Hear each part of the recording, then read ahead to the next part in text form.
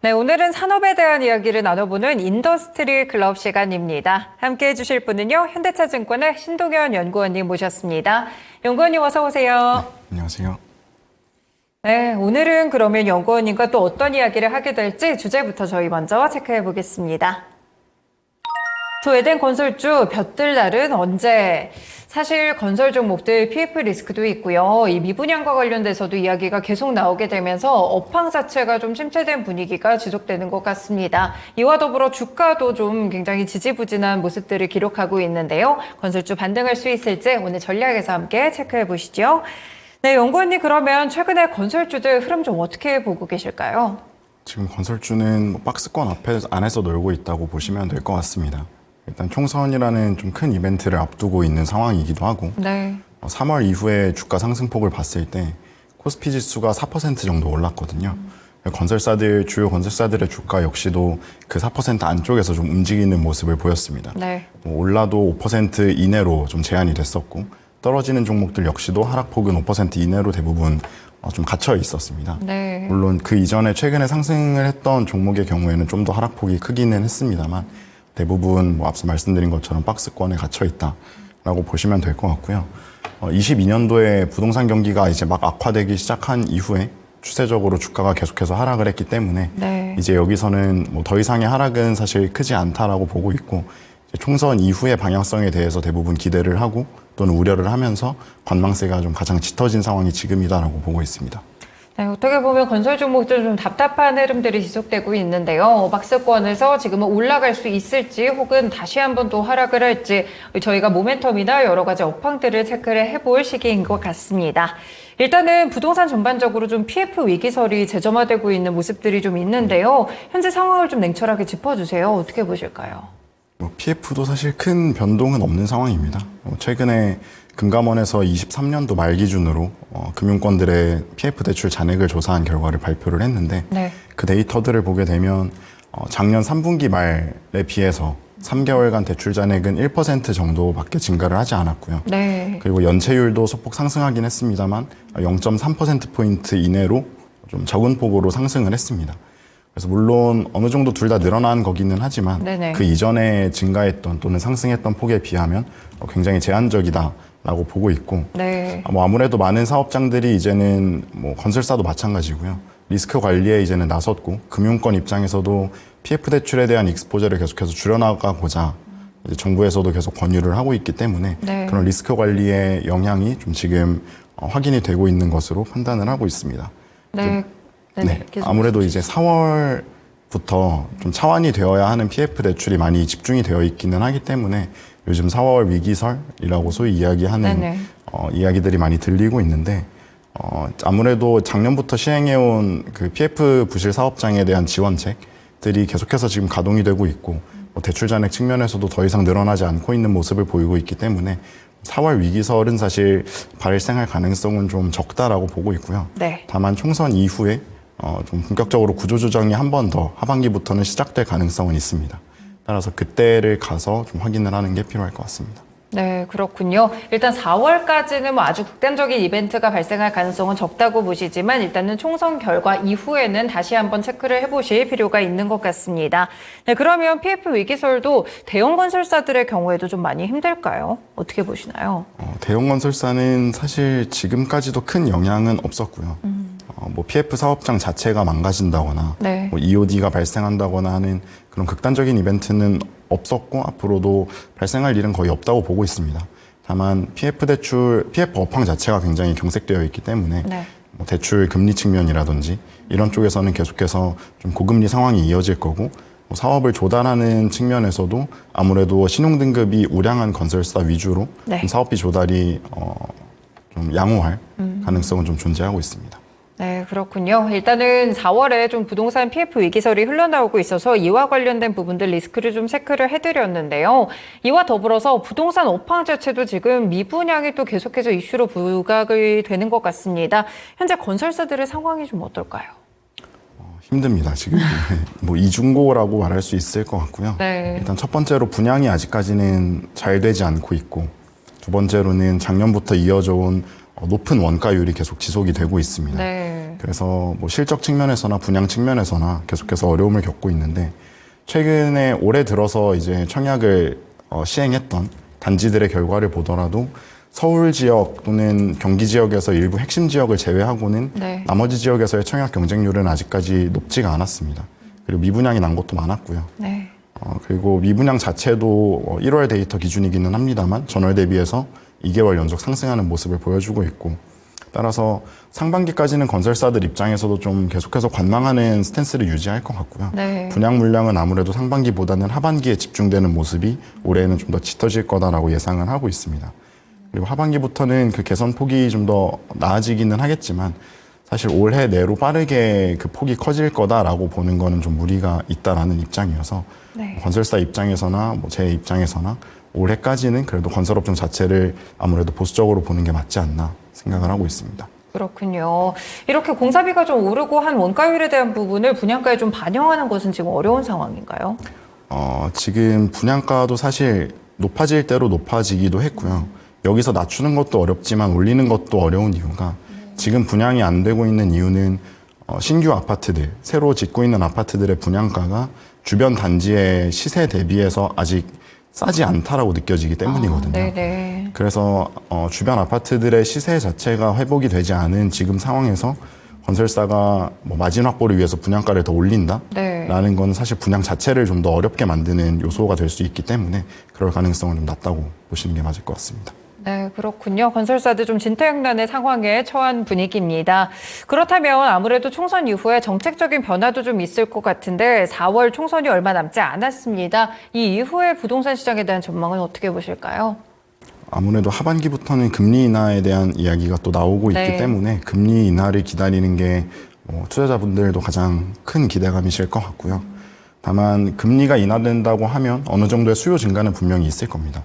하지만 지금 금리가 인하되는 그 폭 자체가 예전 수준으로 큰 폭으로 하락할 가능성은 상당히 낮기 때문에 네. 지금은 금리에만 의존을 하기보다는 그 부동산 경기의 턴어라운드가 추세적인 경기 활황으로 네. 이어지기 위해서는 금리 이외의 정책적인 요소까지 받쳐줘야 된다라고 보고 있고요. 네. 그런 측면에서 이번 총선 결과에 따라서 정부가 뭐 부동산 수요 정책이라든지 규제를 완화시키는 것에 대한 부담감을 얼마나 내려놓느냐가 좀 큰 관건이 될 것으로 보고 있습니다. 네, 일단 총선이 지나면서 정책이 어떻게 변화한지를 살펴보시면서 건설 종목들에 대한 전망도 좀 달라질 수가 있으니까요. 하반기에 대한 전망까지 이어가 보시면 될 것 같습니다. 그리고 이제 말씀을 주시기는 했지만 하반기에 좀 금리 인하 그리고 만약에 주택 시장이 좀 반등을 한다면 건설사들 좀 업황 턴어라운드가 가능할까요? 좀 저희가 긍정적인 포인트를 볼 수 있을까요? 분명히 턴어라운드를 결정짓는 요소라고는 보고 있습니다. 금리 인하가 된다면 수요는 분명히 증가하기 시작을 할 거고 건설주 입장에서는 이제는 바닥을 지나는 그 포인트는 분명히 될 겁니다. 네네. 다만 말씀드린 것처럼 그 인하 폭에 대해서 기대감이 크지는 않은 상황인 만큼 정책에 대한 뒷받침이 반드시 있어야 된다라고 또 이야기를 할 수가 있을 것 같고요. 네. 턴어라운드가 있을 거다라고 어느 정도 확신을 하는 이유가 작년에 해외 부문에서 그러니까 네. 국내 주택 리스크가 있지 않은 해외 사업 부문에서 상당히 좋은 성과를 보여줬던 건설사들의 경우에도 작년에는 주가가 거의 상승하지 못하고 오히려 다른 건설사와 마찬가지로 하락하는 모습을 보였거든요. 네네. 그랬던 건 아무래도 전체 전체 매출 중에서 주택 매출이 차지하는 비중이 아직까지 국내 건설사 대부분은 거의 60% 또는 그 이상을 차지하고 있습니다. 네. 그만큼 업황 자체가 주택 경기에 많이 노출이 되어 있기 때문에 아무리 해외 또는 신사업에서 잘하는 건설사다라고 하더라도 이 주택 경기가 턴어라운드 하지 못하면 주가는 눌려 있을 수밖에 없고 반대로 말하면 그 주택 수요를 부양할 수 있는 금리 인하가 이루어진다라고 한다면 이제 작년까지 묵혀 있었던 주가 상승 폭도 올해는 이제 좀 반영이 될 수가 있겠죠. 네, 그렇군요. 일단 해외 부문이 좀 좋은 성과들이 있었던 건설사들은 어떤 쪽이 있을까요? 현대건설과 대우건설이 좀 대표적이고요. 네. 수주했던 금액이나 이런 규모 자체로만 보면 현대건설이 훨씬 더 압도적으로 많습니다만 네네. 현대건설 이외에 대우건설을 또 말씀드리는 이유는 대우건설은 일단 본인들이 제시했던 연초 가이던스를 상당히 큰 폭으로 상회를 했고요. 그리고 대우건설이 수주하는 해외 프로젝트들은 대부분 입찰 경쟁이 아니라 네. 본인들이 1대1 계약으로 따오는 수의 계약입니다. 그러다 보니까 수익률, 측면에서만 본다면 오히려 현대건설보다도 더 높은 수익성을 보여주고 있는 프로젝트들이 많거든요. 그래서 사이즈 측면에서 보면 현대건설이 굉장히 많이 수주를 했고 뭐 삼성물산을 제외하면 순수 건설사 중에서는 가장 많이 해외 수주를 달성을 했습니다. 그리고 대우건설은 마진율 측면에서 좀 질 좋은 수주를 많이 따냈다라고 보고 있습니다. 네, 그러면 이제 다음 달부터 또 본격적으로 실적 시즌도 시작이 될 텐데 건설주들의 경우에는 1분기 실적 전망을 좀 어떻게 보실까요?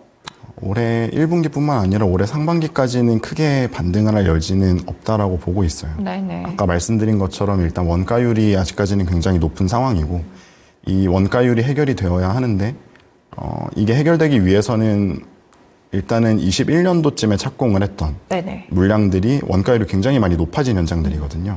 그게 올해 하반기 들어서면서 준공이 되기 시작을 하고 전체적인 매출 비중에서 빠지기 시작을 합니다. 그러면은 전체적인 평균치를 깎아먹는 현장들이 이제는 나가는 거기 때문에 그런 부분에서 믹스 개선은 어느 정도 하반기부터는 있을 수는 있겠지만 네. 상반기부터 그런 효과를 기대하기는 좀 어렵고요. 또 작년 23년도 착공 물량 자체도 워낙 적었기 때문에 또 새롭게 유입될 양호한 마진율을 가진 현장들이 상당히 적다라는 것도 상반기에 실적이 좋아지는 걸 기대하기는 좀 어렵게 만드는 요소입니다.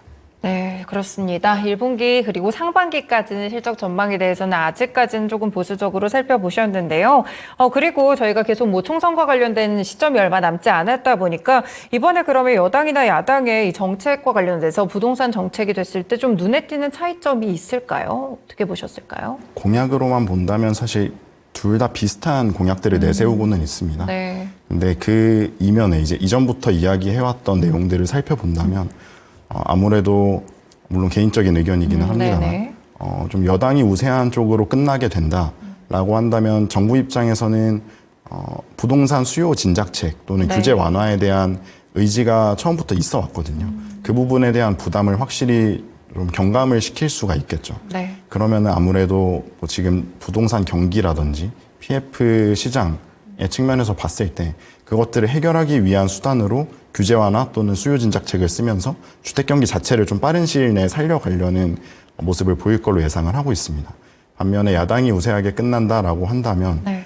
그런 주택 가격의 상승폭을 제한하고자 하는 압박이 분명히 있을 거기 때문에 그런 측면에서 주택 경기의 반등 자체는 뭐 올해 말 내지는 내년으로 밀릴 가능성이 있겠지만 그에 앞서서 PF 시장은 또 무조건 해결을 하고 가야 되거든요. 네네. 따라서 PF 사업장 구조 조정의 강도는 어느 정도 좀 강해질 수는 있다라고 보고 있습니다. 네, 알겠습니다. 저희 건설주들 전반적으로 이슈에 대해서 함께 체크를 해봤는데요. 이 종목에 대해서도 좀 궁금하실 것 같아요. 그러면 연구원님이 보시는 토픽 종목은 어떻게 보실까요? 사실 탑픽이라고 말씀드리긴 아직 좀 어렵고요. 네. 그나마 나은 종목이라고 한다면 현대건설, 대우건설 네. 아까 해외 쪽에서 말씀드렸던 그 종목들을 말씀드리고 있습니다. 올해 상반기까지는 주택 경기가 다시 돌아설 가능성이 상당히 낮고 네. 하반기에도 반등한다 하더라도 그 폭이 크지는 않을 거기 때문에 올해까지는 해외 쪽에서 실적이나 수주를 좀 커버해 줄 수 있는 건설사가 유리할 수밖에 없고요. 네. 그런 측면에서 말씀드린 두 종목은 작년에도 해외 수주 성과가 굉장히 좋았고 네. 그 현장들이 올해 매출을 어느 정도 받쳐줄 수가 있고요.